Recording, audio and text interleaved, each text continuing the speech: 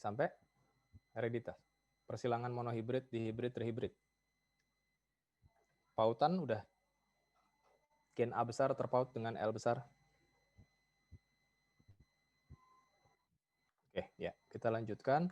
Nah, kalau minggu lalu kita belajar mengenai pautan, di mana kalau didefinisikan ya, pautan itu artinya gen tertentu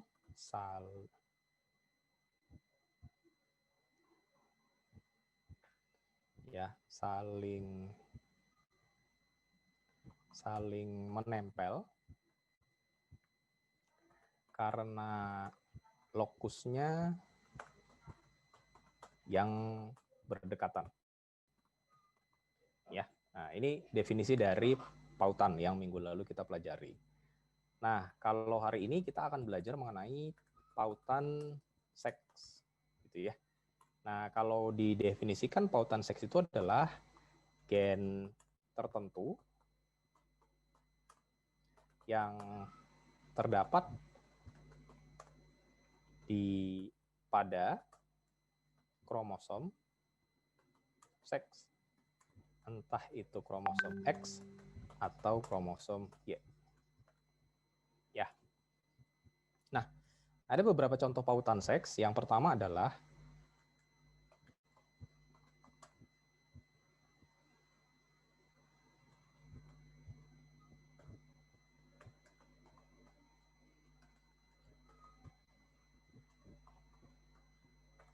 ini ya. Contoh yang pertama adalah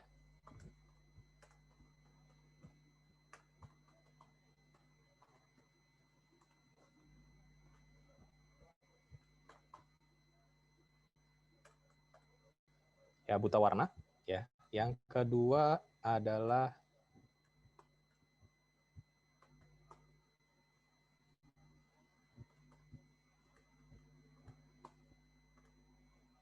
seperti ini. Ya. Ini dua contoh pautan X. Yang berikutnya adalah saya tulis di sini aja deh. Sebelahnya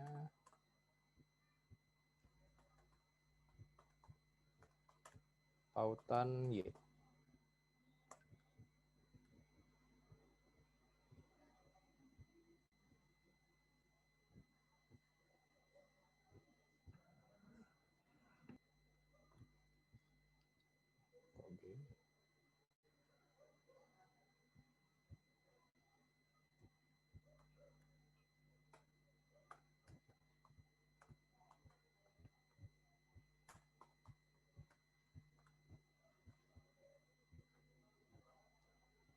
Contoh yang pertama adalah hypertrichosis. Gennya A besar dominan. Nah, ini adalah dua contoh pautan seks ya. Gen-gen yang terpaut dengan kromosom X atau yang terdapat di dalam kromosom X dan gen-gen yang terdapat di dalam kromosom Y ya. Nah, kalau kita gambar dari sisi kromosomnya, kalau kita gambar dari bentuk kromosomnya ya. Nah, misalnya kromosomnya adalah ini ya. Nah, seperti ini dan pasangannya misalnya seperti ini ya. Seperti ini.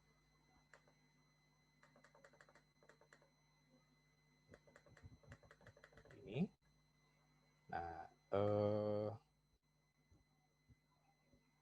kalau bentuknya sama di dalam satu individu, kromosom nomor 23-nya bentuknya sama, maka keduanya kemudian kita namakan sebagai kromosom X.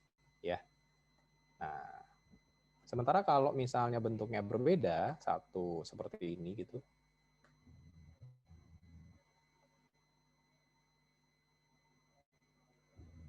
dan yang satu lagi seperti ini,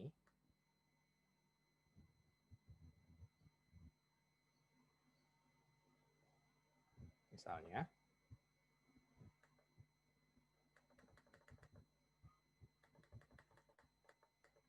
maka Maka satu kita kasih nama kromosom X, yang satu lagi kita kasih nama kromosom Y. Ya. Jadi karena bentuknya beda dikasih nama beda aja gitu, X dan Y gitu ya. Itu sesuai kesepakatan yang ada di awal gitu ya. Hewan lain ada yang pakai huruf Z dan W, ada yang pakai huruf X dan O. Jadi tergantung kesepakatan yang diberikan untuk makhluk hidup yang bersangkutan gitu ya. Nah, jadi kalau misalnya bentuknya sama, jenis kelaminnya pasti perempuan. Kalau bentuknya berbeda, jenis kelaminnya berarti laki-laki gitu ya. Nah, gimana posisi gen-gen terpaut seks ini berada?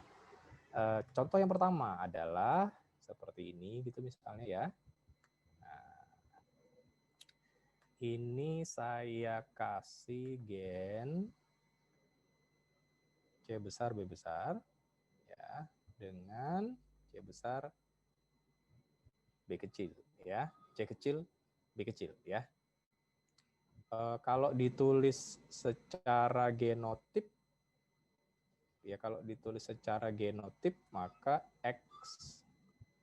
X CB besar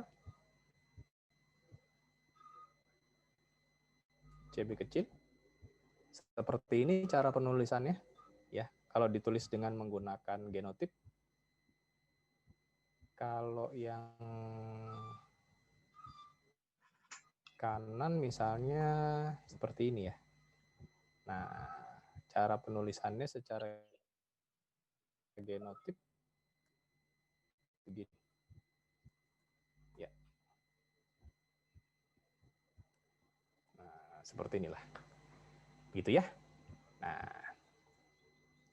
fenotipnya bagaimana? Yang sebelah kiri jenis kelamin perempuan. Ya. Perempuannya gimana?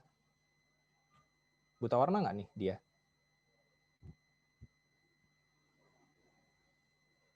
Tidak. Normal.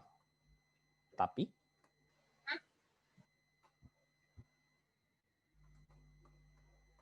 ya, penglihatannya normal. Tapi di dalam kromosomnya dia membawa gen buta warna. Sama seperti kemarin yang kita bahas albino ya. Jadi kalau A besar A kecil itu ya normal kulitnya gitu.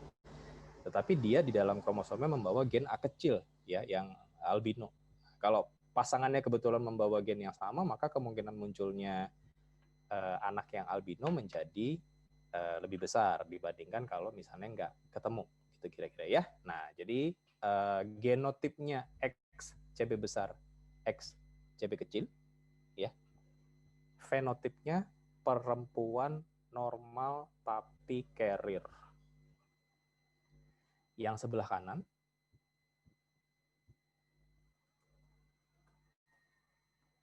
laki-laki,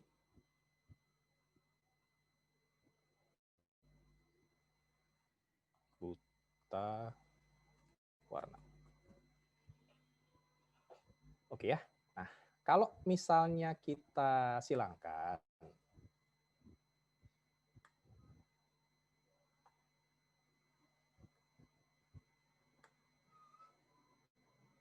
ya, maka di setiap anak-anaknya yang lahir adalah seperti ini.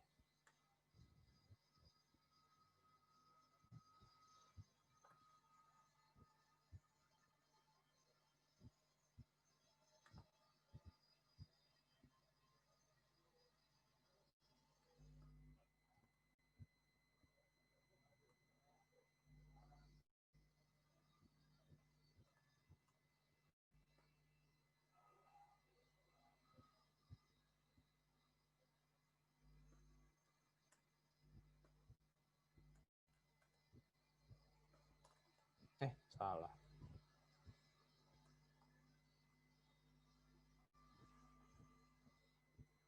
Kemungkinan pertama.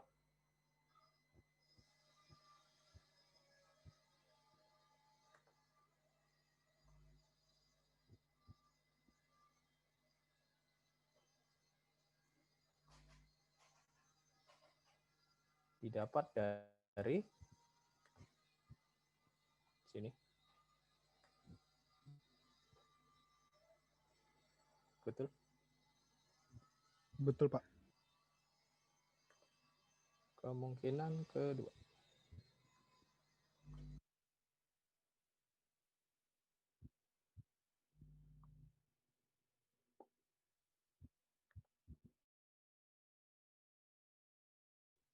Sini.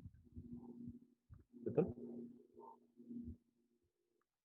Kemungkinan ketiga.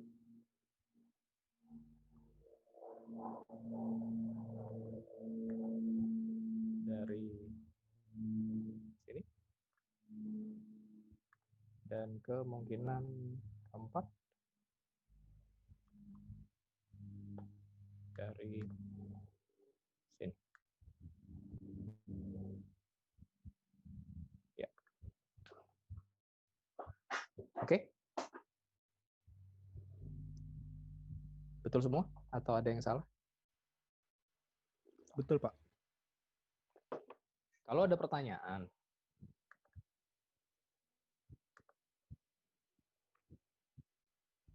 berapa kemungkinan lahirnya anak buta warna dari pasangan tersebut? Maka jawabannya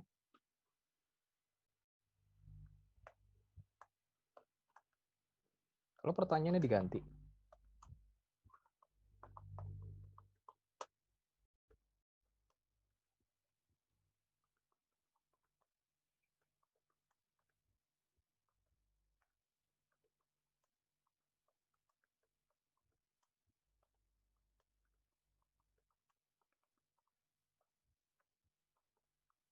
Maka jawabannya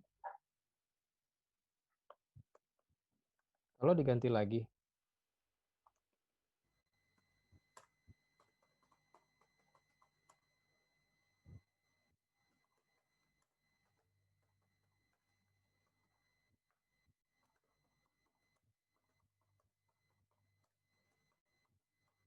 jawabannya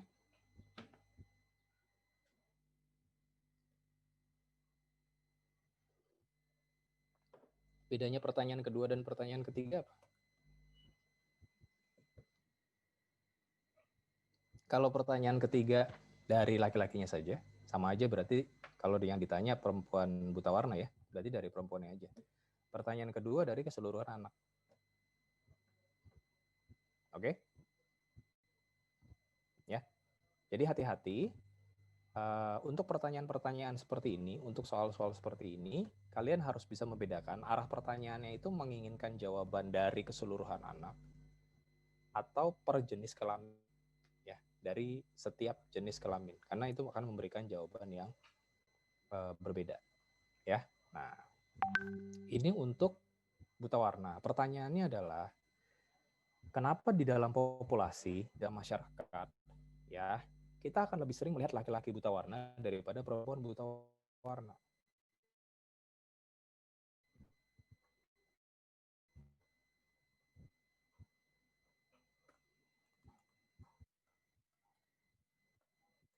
Karena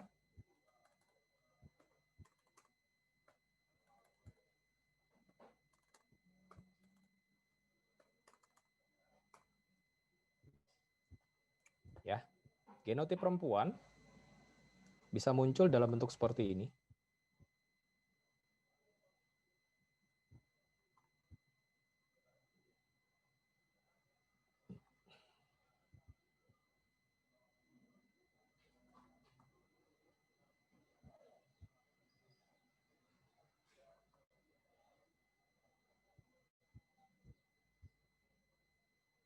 Ya, ini genotip perempuan. Ya, jadi perempuan dalam kaitannya dengan buta warna punya 3 macam genotip. 2 diantaranya, yang pertama dan kedua, itu fenotipnya normal ya. Jadi mereka tidak menderita buta warna. Ya, yang menderita buta warna hanya yang ketiga, yang CB kecil gitu ya. Jadi kalau dilihat kemungkinannya berarti kemungkinannya sepertiga gitu. Sementara kalau yang laki-laki kemungkinan genotipnya hanya seperti ini. Seperti ini.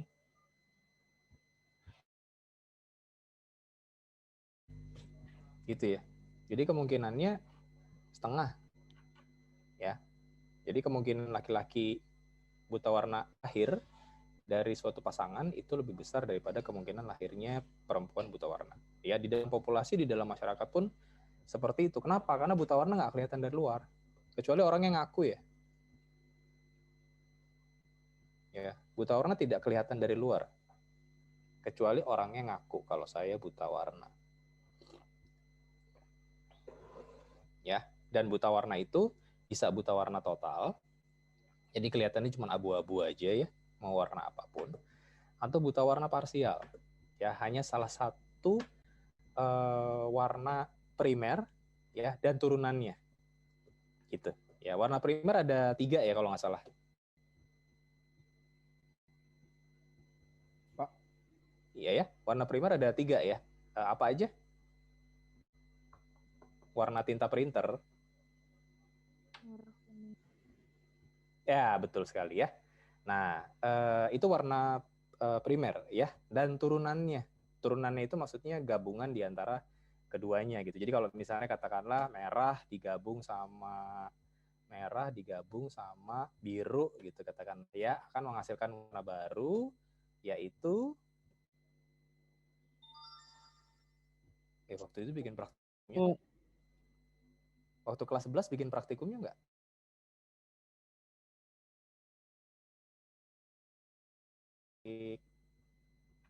Yang buat jilid itu loh. Enggak ya? Sama Pak Syukur enggak? Enggak. Oh. Kalau praktikum biasanya pakai plastik yang warna-warni itu yang buat jilid ya kan, warnanya macam-macam tuh ya. Ya udah ambil aja 3 warna lah ya, ditempel gitu kan, ditumpuk gitu, nanti akan kelihatan yang ditumpuk itu warna baru apa gitu ya. Nah, kalau dia buta warna parsial, katakanlah misalnya merah saja, warna merah nggak bisa lihat. Ketika warna merah digabung sama biru, ya warna gabungannya itu dia nggak bisa lihat, gitu ya. Jadi itu buta warna parsial ya. Kalau buta warna total ya berarti semuanya abu-abu aja. Gitu. Walaupun sekarang sudah bisa dikoreksi ya, dikoreksi dengan kacamata khusus yang mengaktifasi sih. Ada sel kerucut ya dari retina mata ya. Nah, seperti itu. Kita masuk ke yang kedua. Yang kedua itu adalah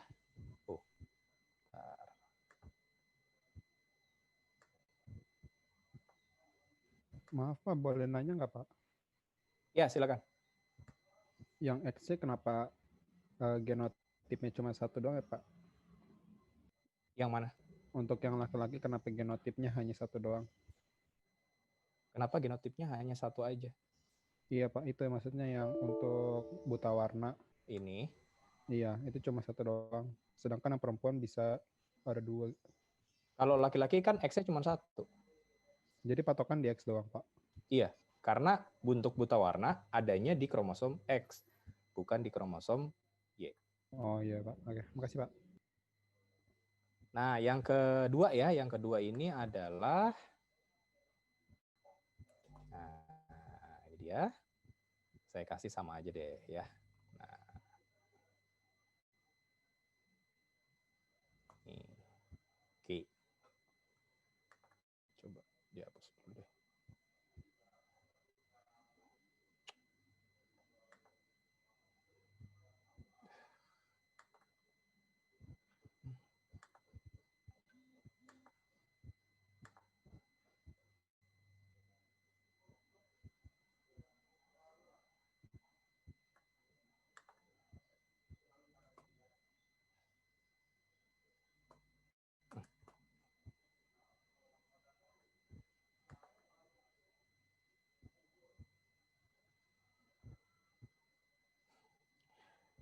Yalah, udah lah ya. Kenapa sih nggak bisa dihapus? Nah, oke ya. Yang kedua adalah hemofili. Nah, saya mau tanya dulu hemofili itu apa ya? Coba cari. Darahnya susah membeku, Pak. Darahnya susah membeku karena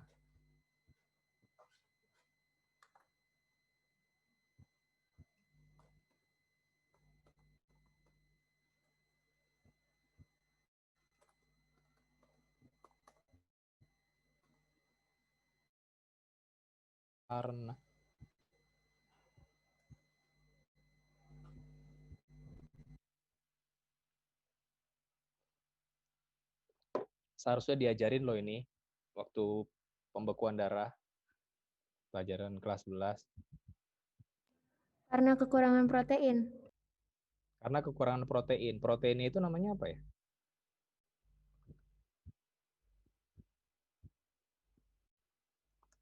Koagulasi ya, Pak?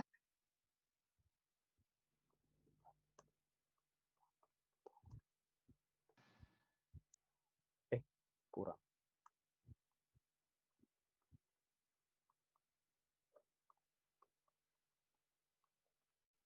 Ya. Jadi kalau masih ingat proses pembekuan darah itu kan dimulai dari trombosit pecah ya. Betul? Ya, sampai jadi benang-benang fibrin. Ya. Betul?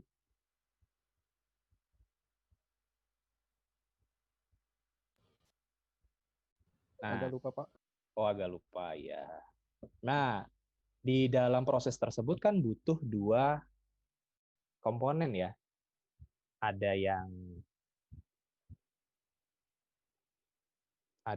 eksternal, ya, ada yang internal. Gitu. Jadi trombositnya pecah kalau misalnya salah satu atau dua-duanya dari komponen ini nggak ada ya, benang fibrinnya nggak akan jadi. Ya. Yang faktor eksternal yang diperoleh dari luar adalah ion kalsium.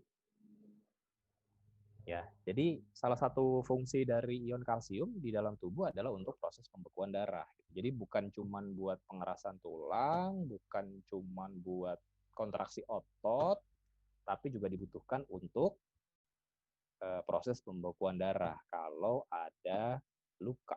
Ya. Nah, tetapi ion kalsium yang cukup nggak ada artinya kalau faktor internal tidak ada, yaitu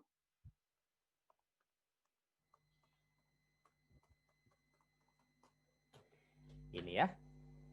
Jadi faktor antihemofili yang dikendalikan secara genetik. Jadi kalau misalnya secara genetik orang itu nggak bisa membuat faktor antihemofili, ya udah goodbye aja. Meskipun dia konsumsi kalsium sebanyak apapun, ya nggak akan jadi benang fibrin gitu ya. Sama aja kayak misalnya gini deh, mau bikin rumah, batu batanya ada, tapi semennya nggak ada, ya kan nggak bisa nempel batu batanya. Begitu kira-kira, ya. Nah, dan faktor antihemofili ini udah nggak bisa diapa-apain lagi, karena dia dikendalikan sananya, ya.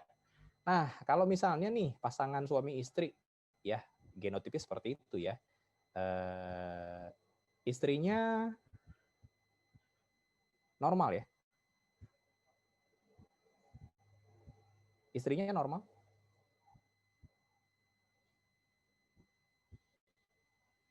istrinya normal betul.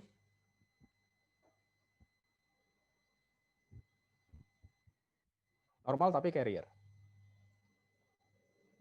Oke. Iya, Pak. Suaminya Hemofili. Ya. Jadi ceritanya seorang istri yang normal tapi carrier hemofili menikah dengan seorang suami yang menderita hemofili. Bagaimana kemungkinan anak-anaknya lahir? Ya seperti ini, ya seperti tadi ya. Kita ganti aja lah.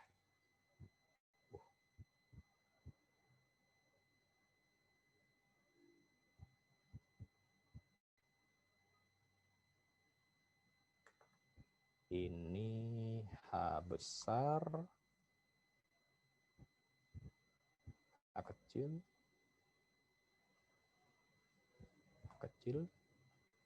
dan H kecil. besar.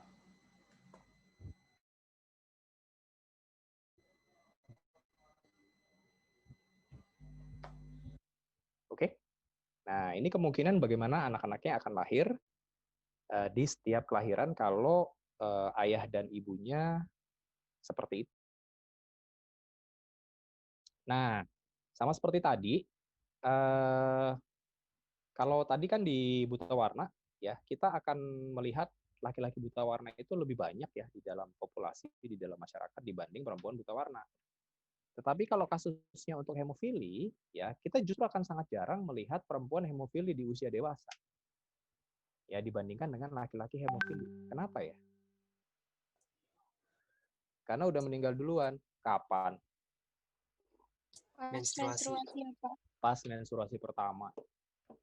Ya, jadi kalau misalnya tidak ada luka sama sekali, ya dari lahir gitu dijagain gitu ya, sama sekali nggak luka, nggak pernah jatuh gitu kan, maka batas umurnya adalah ketika menstruasi pertamanya, gitu ya. Tetapi kalau laki-laki, maka batas umurnya adalah ketika ada luka terbuka, misalnya kecelakaan. Gitu ya. Ya kalau memar-memar dikit lah, misalnya beset gitu ya, enggak ya. Tapi kalau misalnya kecelakaan gitu, ya udah bocor darahnya. Ya, jadi seperti itulah alasannya kenapa kita tidak bisa melihat perempuan dewasa hemofili di dalam masyarakat. Ya, nah jadi awas tuh. Untuk buta warna kondisinya beda, untuk hemofili kondisinya juga beda ya, dan komposisinya di dalam populasi, di dalam masyarakat juga beda dengan alasannya masing-masing. Satu lagi.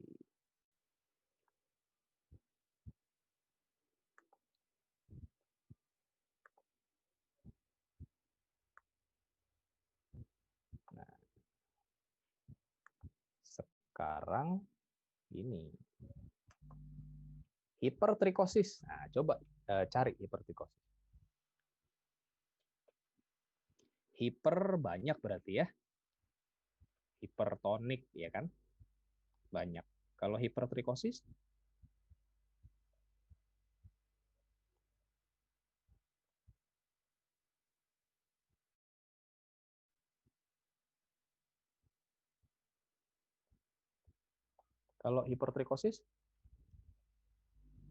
pertumbuhan rambut secara berlebihan. banyak rambut.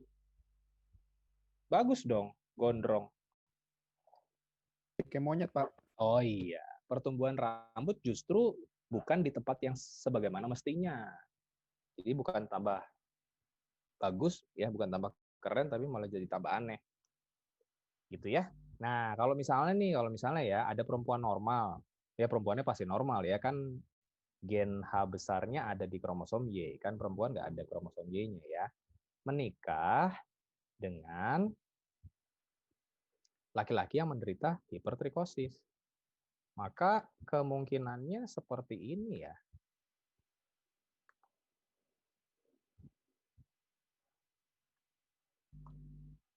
Betul?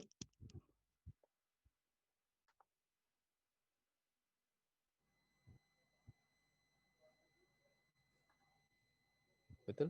H-nya sekarang udah ganti jadi hipertrikosis ya, bukan hemofili. Benar nggak? Kayak gitu. Oh, salah yang mana? Oh iya. Seperti ini. Yap. Betul? Berarti di setiap kelahiran laki-lakinya 100% hipertrikosis dong. Iya, Pak. Kok kita nggak pernah ketemu orang hipertrikosis? Saya aja udah umur segini belum pernah ketemu yang hipertrikosis. Cuma lihat fotonya aja. Kenapa ya? Dilarang kawin kali ya, Pak? Karena Nah kan kelihatan, Pak. Jadi Karena jarang yang mau. siapa yang mau, betul sekali. Sama seperti kasus albino waktu minggu lalu ya. Gitu.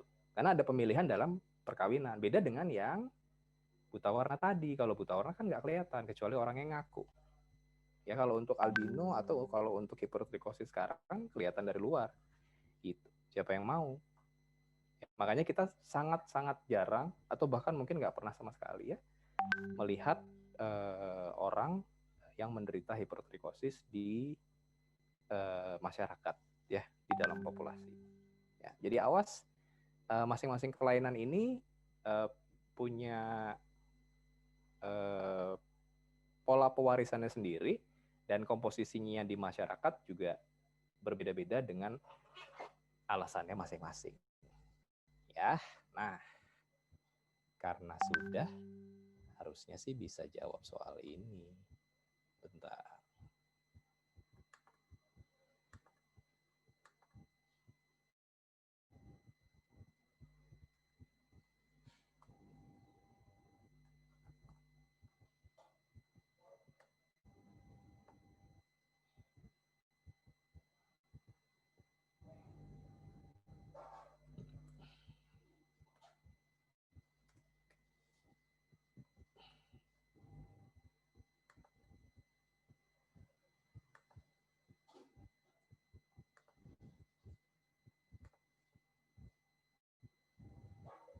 Ya, coba.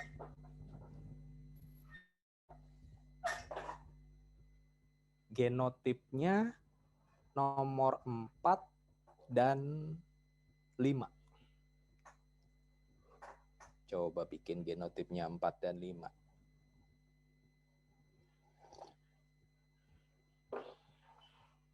Pak. Ya. Itu 1 dan 2 maksudnya laki-lakinya kawin bareng. Hah? Maksudnya? Itu yang lingkaran sama kotak. 1 kan perempuan. Ya. Sama. Itu kan ada keterangan ya? Lihat, Pak. Ya, silakan. Mau pilih nomor 4 boleh, mau pilih nomor 5 boleh. Untuk mengetahui nomor 4, pakai keterangan dari generasi pertama ya, 1 dan 2 ya. Untuk mengetahui nomor 5, pakai informasi dari generasi ke 3 ya, 7, 8, 9, sama 10. Ya, silakan.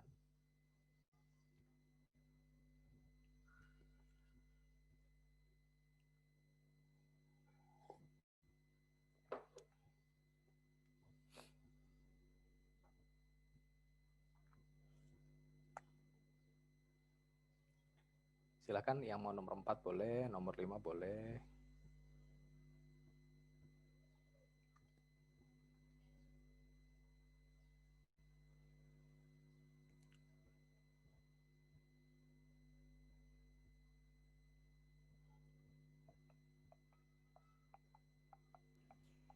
Yang 4 perempuan normal carrier. Tulis, bukan, tulis, Pak? tulis, tulis, Oh. tulis.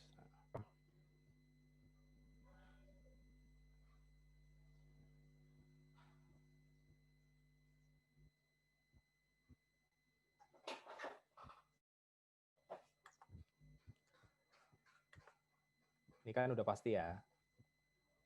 Oh.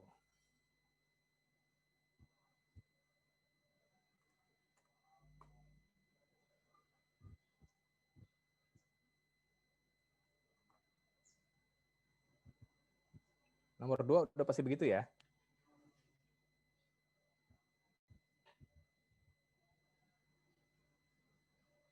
Nomor 2 betul sudah pasti seperti itu genotipnya.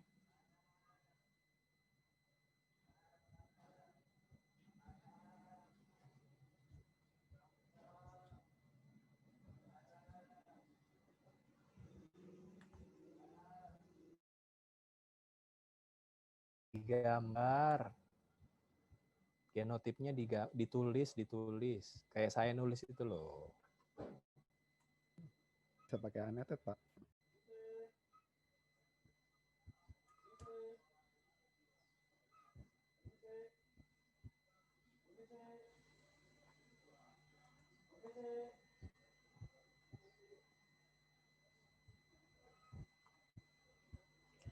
Nomor 7 betul. Betul ya.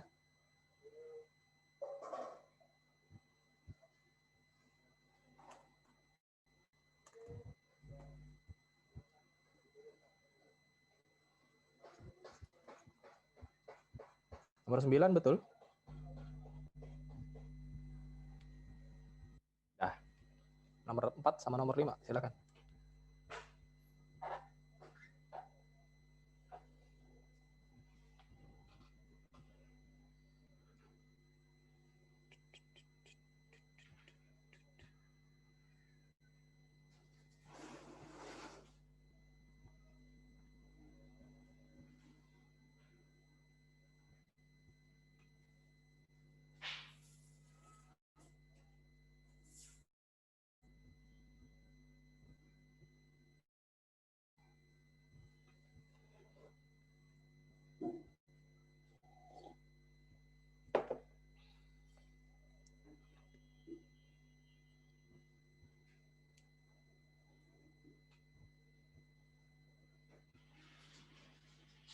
Ya.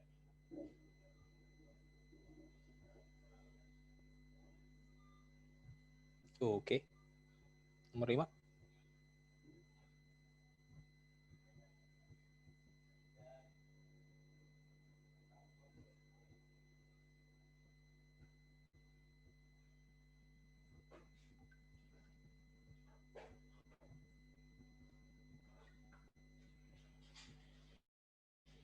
Oke. Jadi nomor 4-nya adalah perempuan carrier. Ya. Nomor 5-nya adalah, ya, kalau mau dilihat pola pewarisannya begini ya.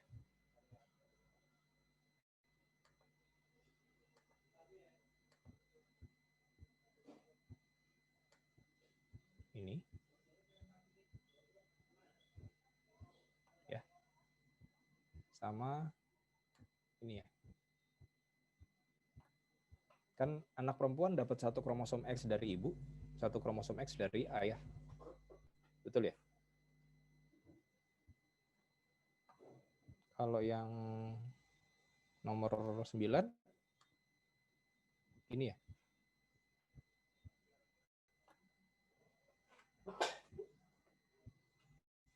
Betul. Betul ya. Ini begini berarti ya.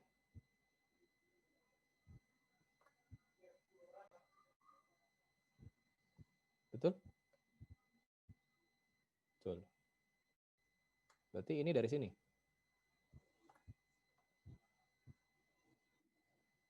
Enggak. Enggak. Bukan lah ya. Incest dong. Nomor 1 bisa ketahuan nggak ya? Nomor 1 bisa ketahuan nggak?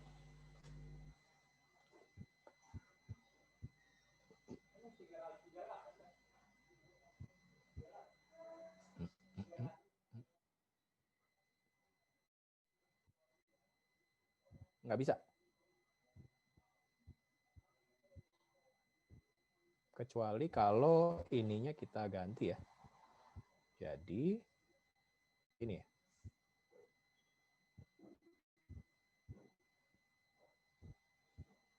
Bisa ketahuan ya? Nomor 1-nya. Nah, nomor 1-nya berarti perempuan normal carrier ya. Kalau nomor ya. Oke, sip. Kayaknya udah jago nih. Nah, untuk soal-soal persilangan seperti ini ya, soal-soal persilangan. Peta silsilah seperti ini ya, tidak hanya buta warna, mungkin untuk sifat-sifat yang lain, dan tidak harus yang terpaut kromosom seks gitu ya. Kalian akan ketemu soal-soal seperti ini ya, baik nanti untuk di PAS, untuk di ujian sekolah maupun untuk di UTBK biologi, mungkin kalau UTBK biologinya ada lagi ya. Jadi apa namanya, mulai untuk membiasakan diri. Nah, kemudian kalau kemarin kita belajar, kalau kemarin kan kita belajar persilangan di hibrid ya. A besar, A kecil, L besar, L kecil, disilangkan dengan sesamanya, ya. Hasilnya adalah 9 lagi. A titik L besar titik A besar titik L kecil A kecil L besar titik A kecil L kecil ya. Nah, ini komposisinya 9 3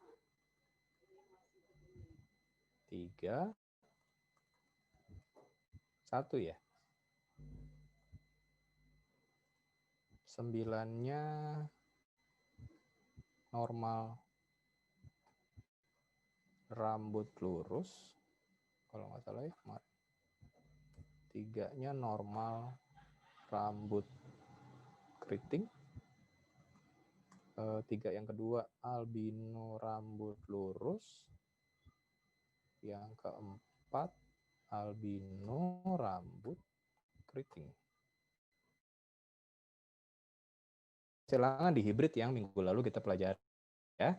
Nah, yang ada di depan ya, ini adalah contoh pertama dari penyimpangan semu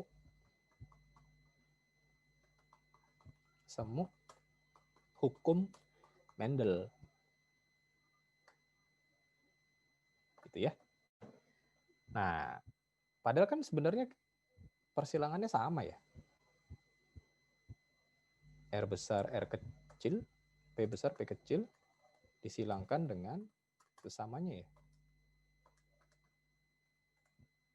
Polanya juga sama ya. Pola fenotipnya kan juga sama ya.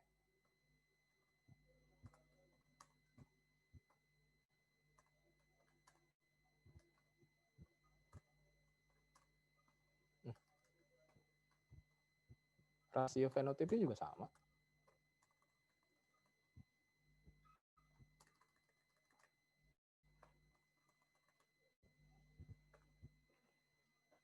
Ya. Kalau gitu kenapa disebut penyimpangan semu ya?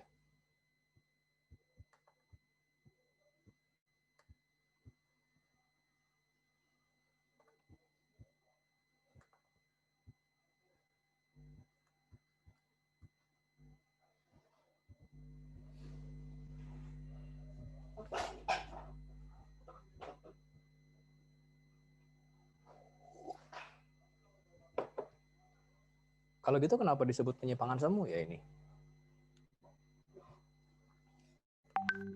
Uang persilangannya sama, rasio fenotipnya juga sama. Kenapa ya?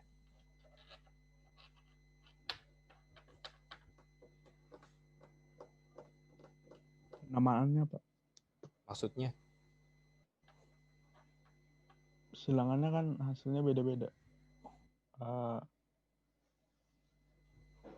walnut. Oh salah Pak. Kenapa? Kenapa disebut penyimpangan semu?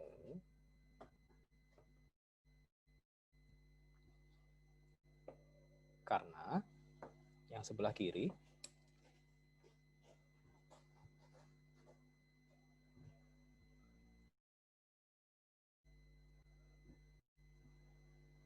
Karena dia ngasilin fenotip yang beda dengan hidupnya, Pak. yang sebelah kiri gennya ada berapa?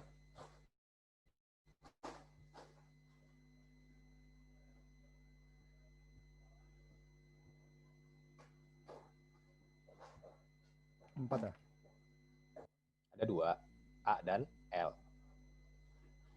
Oke. Pak. Fenotipnya ada berapa?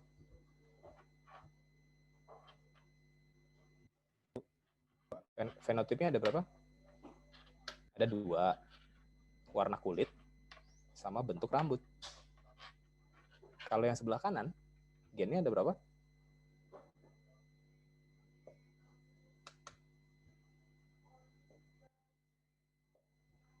Ada 2 juga. Tapi sifatnya, fenotipnya ada 1. Yaitu bentuk jengger. Jengger apaan, Pak? Jengger ayam itu loh, yang warna merah. Yang di kepalanya itu loh, Ferdian. Iya, Pak. Nah, itu ya. Jadi gennya ada dua, R dan P. Sifat yang dikendalikannya cuma satu, yaitu bentuk jengger. Itu alasan kenapa ini disebut sebagai penyimpangan semu. Ya, karena 9331 di persilangan di hibrid itu dua gen untuk dua sifat. Ya. Nah, contoh penyimpangan semu yang kedua.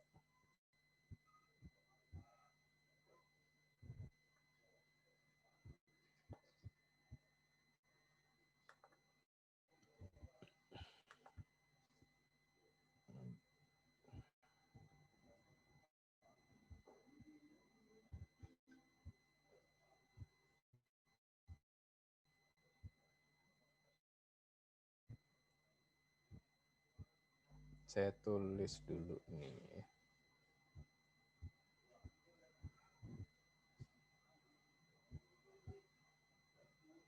A.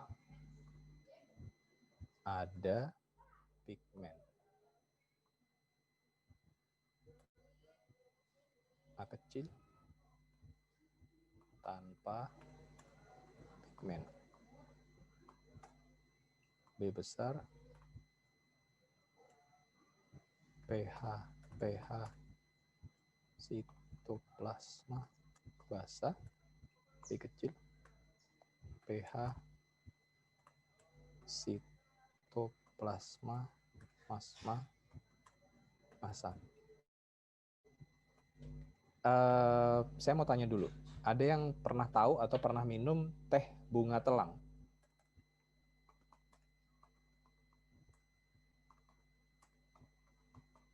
Ada, Pak. Ya, kalau diseduh warnanya ungu ya, sesuai dengan warna kelopak bunganya ya. Nah, bisa jadi ungu karena sitoplasmanya si kelopak bunga tadi pH-nya basah. Tetapi kalau misalnya teh bunga telang itu kita kasih perasan jeruk nipis, ya, atau kasih perasan jeruk lemon, jadi lemon tea gitu ya, warnanya berubah, jadi merah. Ya, nah ini ceritanya persilangan nih, yang di depan ini seperti itu ya. Nah, rasio fenotipnya dengan otomatis begini ya.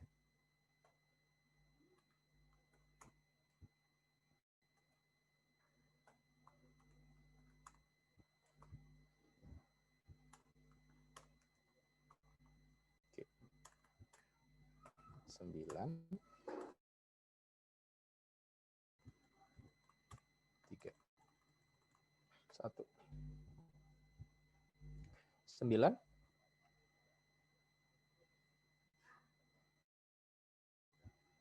fenotipnya ungu. Kenapa bisa ungu? Karena pigmen ketemu basah.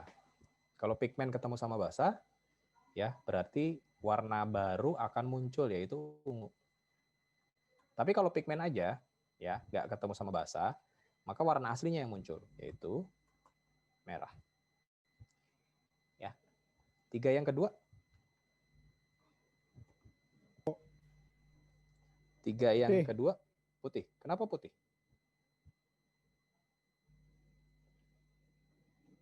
Tanpa pigmen. Karena pigmennya nggak ada, yang ada cuman pH basahnya aja. Asam sama basa kan nggak ada warnanya ya. Ya, Pak. Kalau diidentifikasi pakai indikator, iya ada warnanya. Tapi kan asam sama basa tidak ada warnanya. Kalau di kimia kan biasanya membedakan kalau basa itu kalau licin ya. Benar nggak sih? Bahasa bukan sih Pak yang licin? Iya basa. Oh, iya. Basa itu kan biasanya licin ya. Nah, bukan berdasarkan warnanya. 1.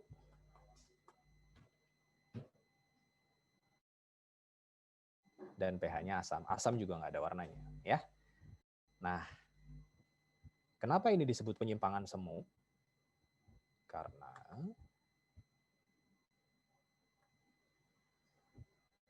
dua gen menentukan satu fenotip. Karena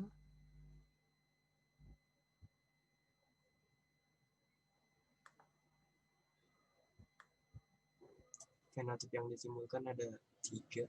Iya. Karena dari 9331 sekarang berubah komposisinya. Rasio fenotipnya sekarang berubah ya. Jadi 934. 4-nya itu adalah gabungan antara 3 dan 1.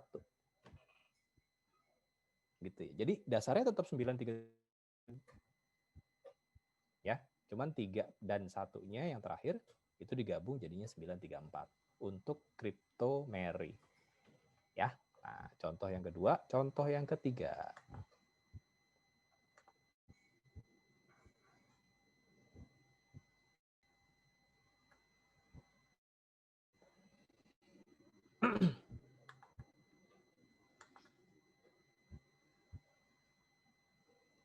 Langsung ke rasio fenotipnya aja.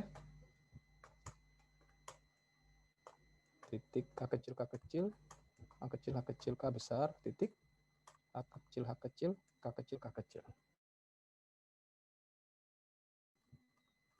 3, 3, 1.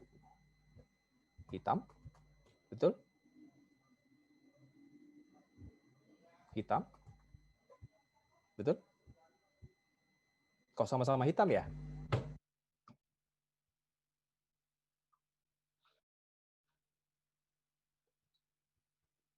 Kok sama-sama hitam ini dua-duanya? Karena, betul? Ya, Pak. K besar juga dominan. Tapi H besar lebih dominan daripada K besar. Jadi kalau misalnya ada H besar, K besarnya tertutupi. Ya, K besar baru akan muncul sifatnya kalau H besarnya nggak ada. Munculnya baru di sini ya. Oke.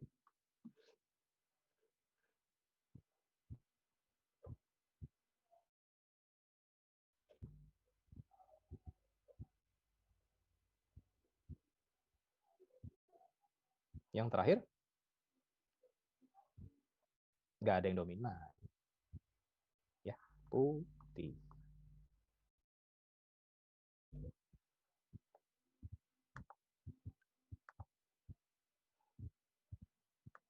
Ya, yang terakhir putih. Nah, disebut penyimpangan semu karena Hitamnya 12.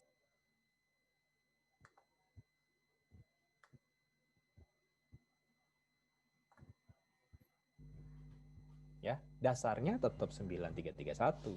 Berubah jadi 1231 kan.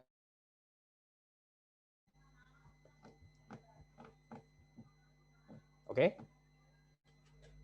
Berikutnya.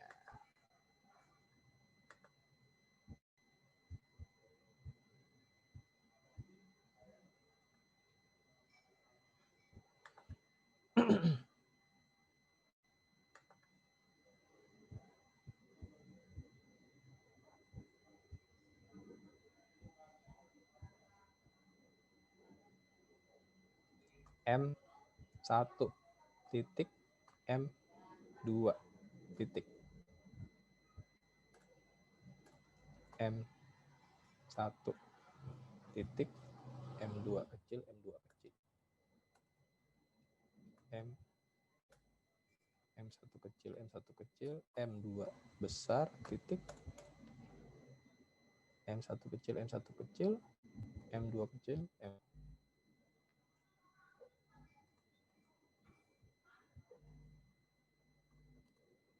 9 3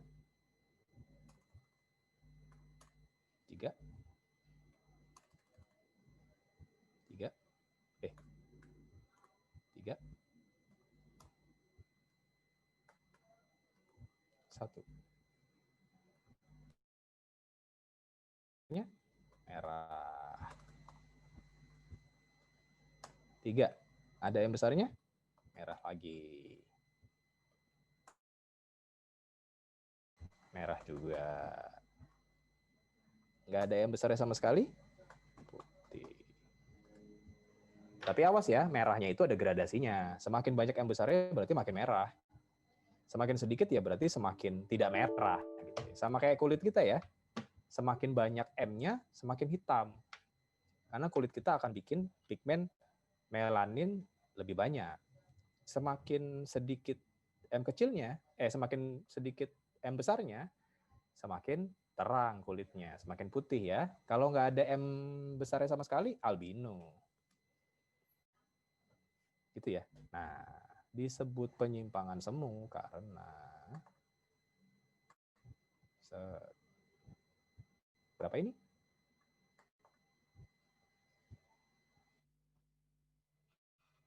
(15:1). Ya. Contoh terakhir.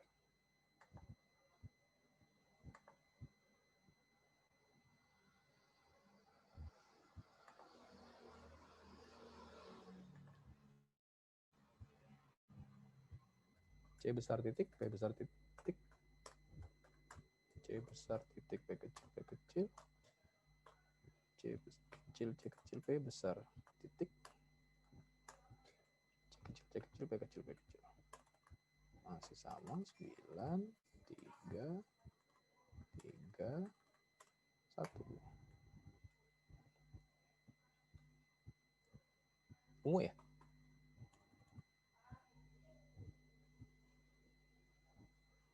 Tiga yang pertama apa? C besar tanpa P besar.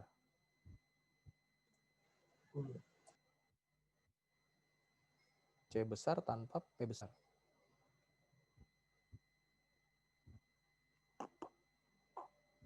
Putih, Pak. Putih.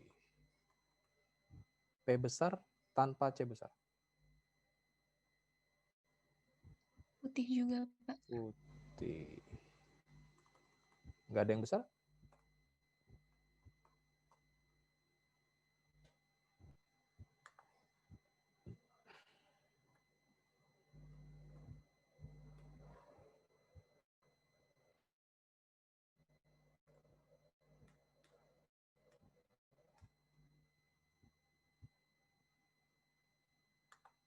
Disebut penyimpangan semu karena ya, 7.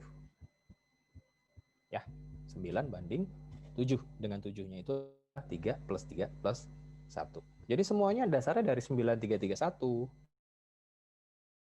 Kan kombinasinya seperti apa tergantung keterangan fenotipnya. Kalau dominan ketemu dominan, seperti apa hasilnya? Gitu ya. Kalau dominannya hanya 1, seperti apa hasilnya? Gitu ya. Nah, tapi awas ya, 9331,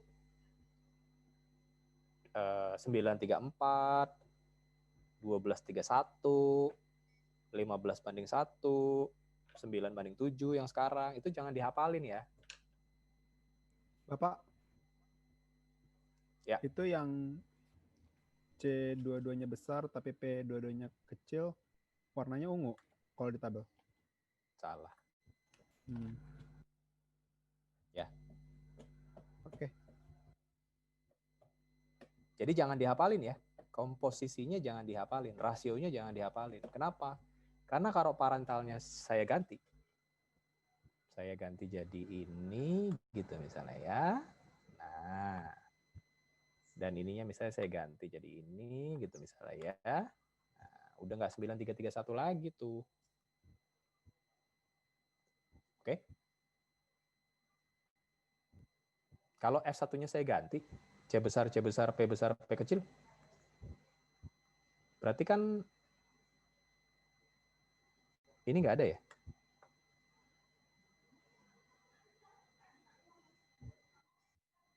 Ini juga nggak ada ya?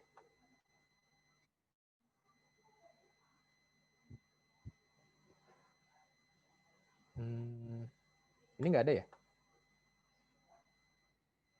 Ini juga nggak ada. Berarti ini nggak pernah ada ya?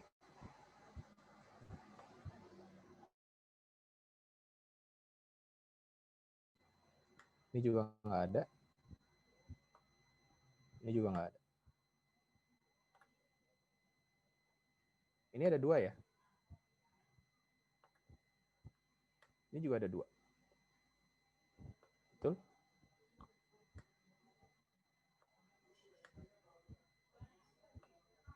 Ini ada 4. Ini ada 4. Ini ada 4. Ini ada 4. Ya. Rasio fenotipnya jadi berubah. Ungunya ada berapa ya sekarang?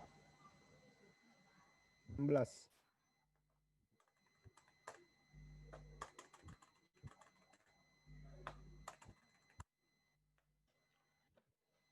Ya. Jadi hati genotip parentalnya berubah, rasio fenotipnya juga akan berubah. Jadi jangan dihafal ya. 9331, 9:7. Oh, cryptomeri pasti 934. Ntar dulu. Gimana parentalnya, persilangannya? Epistasis hipostasis pasti 1231. Ntar dulu. Tergantung persilangan parentalnya. Apakah kita harus bikin papan catur berkali-kali? Nggak harus. Kayak saya aja tuh. Tinggal coret gitu kan ya. Kalau hurufnya ganti gitu misalnya dari C sama P ganti tadi sebelumnya pakai H sama K. Ya udah tinggal dibayangin aja. C penggantinya apa? Misalnya C penggantinya H, P penggantinya K gitu ya. Ya udah kan cuma tinggal diganti aja hurufnya. Jadi nggak usah bikin diagram papan catur berkali-kali ya. Buang-buang waktu. Gitu. Atau kalau misalnya mau hemat gitu, mau hemat bersih gitu ya. Ngisi papan caturnya pakai pensil, bikin papan caturnya pakai bolpen, tapi nulis isinya ya pakai pensil. Jadi kalau misalnya udah selesai tinggal dihapus. Gitu. Sampai sini, ada yang mau ditanyakan atau ada yang perlu dijelaskan ulang? Silahkan.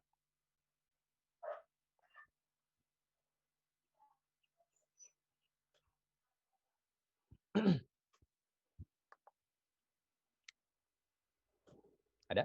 Enggak?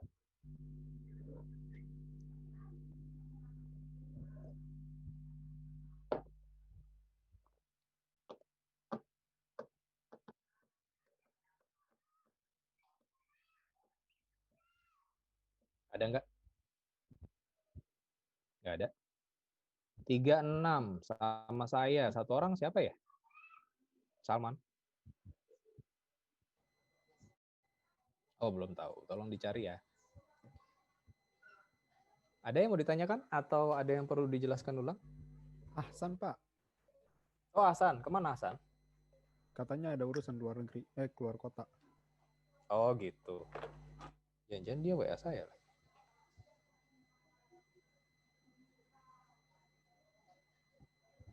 Oh, enggak, Ding.